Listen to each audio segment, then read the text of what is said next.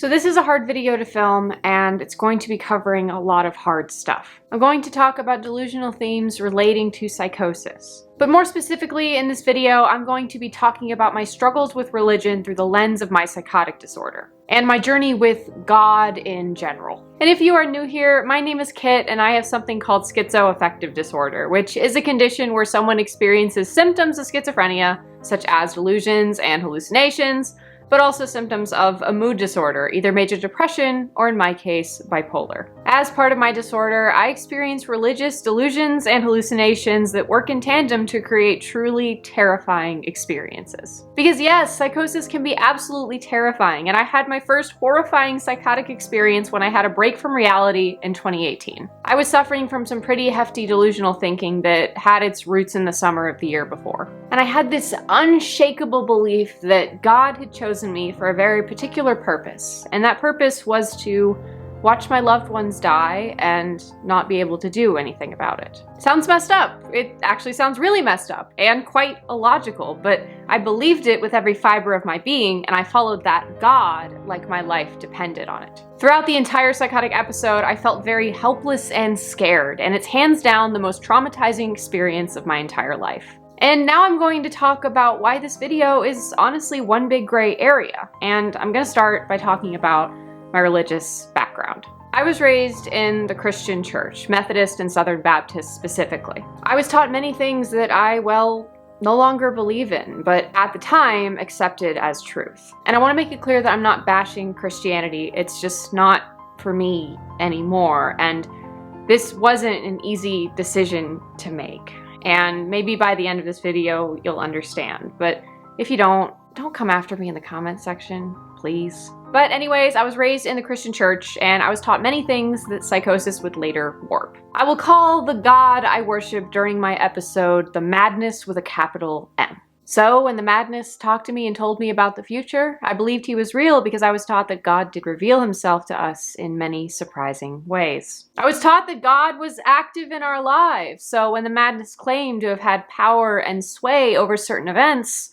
I went along with it. And the madness repeatedly told me that I wasn't good enough for him. And since I was taught that I alone was never good enough in the eyes of God without Jesus Christ himself, well, you might be starting to believe why I went along with that as well. And there were other things too. It doesn't end there. I thought we were supposed to fear God, so when the madness became terrifying, I thought that's how it was supposed to be. And I felt the threat of eternal hell in my bones if I dared to stand against the madness. The list goes on, and I know that Christians today don't believe these things in the same way I did during my episode. Trust me, I know that by now. And I hope that you understand by this point why I thought the madness was the God of the Bible. And the thing is, the madness started out kind. He started out gracious. I felt safe in the beginning. So when I told people in Christian circles about what I was experiencing, how I felt the presence of God every second of my life, I actually had people that, yes, supported me, but also some who envied me and envied that connection that I supposedly had with God. So you might be able to see how this culture became detrimental, because I had more than just me believing it in the beginning, and because of that, it went on way longer than it should have. If someone had figured out that something was wrong back then and not fed into it, then maybe things would have been different. But I can only speculate, no one can really ever know. Anyways, as you all now know, the kindness did not last, and my God became abusive, hurtful, and cruel. And eventually it all blew up, and it all blew over. It came to a peak, and there was a before psychotic break kit and after psychotic break kit. But I got help, I got meds, and I grew to accept and truly believe that it was, in fact, all in my head. Despite what some people think, this was not a demonic attack. It was the result of a chemical imbalance, and once I truly realized that, I swore off religion entirely. It was just not worth it to try, because the mere mention of anything religious would send me into flashbacks and anxiety attacks. So it was better, and safer, I might add, to just not be religious at all. My beliefs during this time can be best summed up in the following phrase: there might be a God, but I want nothing to do with them. And some of you might believe that all of that is absolute crap, and I should just power through and believe in God because his love conquers all, and everything and I could do it if I really tried hard enough. But I'm telling you again that that's not safe for me. Because I'm going to be brutally honest here for a second, as if I haven't already been brutally honest this entire video. But I'm going to be extra brutally honest here for a second. And it's that people who don't go through this kind of psychosis, these religious themes in psychosis, do not understand how messed up the situation can be, and frankly, how much it can, I really want to cuss, but how much it can really f you up. Because I'm not kidding when I say my life was a horror movie. And actually, some horror movies would have been a blessing compared to what I went through. And yes, I truly believe that. Not all horror movies, but some. Because it's been 5 years since this happened, and I'm still processing quite large chunks of it in therapy. And here's the thing about all of it, and it's that I'm not alone.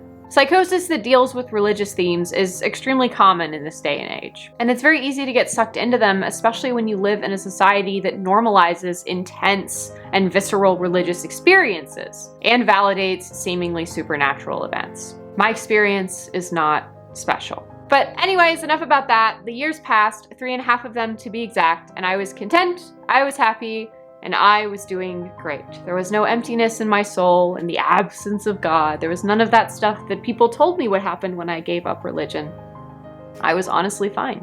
But the video doesn't end there. Things actually did change, and I identify as spiritual now. And of course, there's more to it than that, and I want to talk about how that shift happened, why it happened, and where I am today. Because now I'm at peace with the whole situation, and I think sharing why I'm at that peace is valuable. So, not surprisingly, I'm a recovering alcoholic. But I am sober now, and I did it with the help of a program called Alcoholics Anonymous, or AA. And part of the 12-step program that they suggest involves finding a higher power that they claim will help you stop drinking. But AA doesn't say what your higher power has to be, it just can't be something human. So really, what this looks like in my experience is that you end up in a room with a bunch of other recovering alcoholics who all have different belief systems and listen with open minds. And even though everyone has their own higher power, we all support the same goal of staying sober, and that unites us. So I saw that environment, and I decided that I didn't want drinking to be what killed me. So one day, I took the plunge and I talked to the void.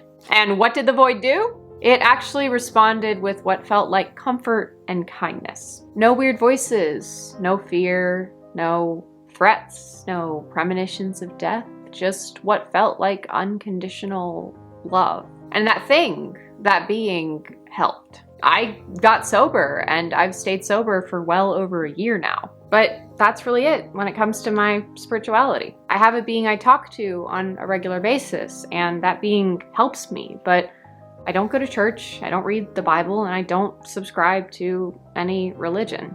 I just kind of float and don't worry about finding answers or understanding everything. But the reality is that even now, I don't know if my higher power is actually real.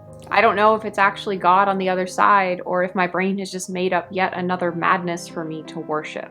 I mean, I tell people I have a healthy distrust of reality because my reality lies to me so much. So this, well, it might all be a lie, and I'm acutely aware of that.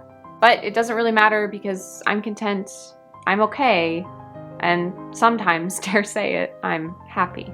I had a hallucination once wisely tell me that I don't have to know what's real, I just have to know what's in front of me. And right now, this being that I truly believe helps me, that's what's in front of me.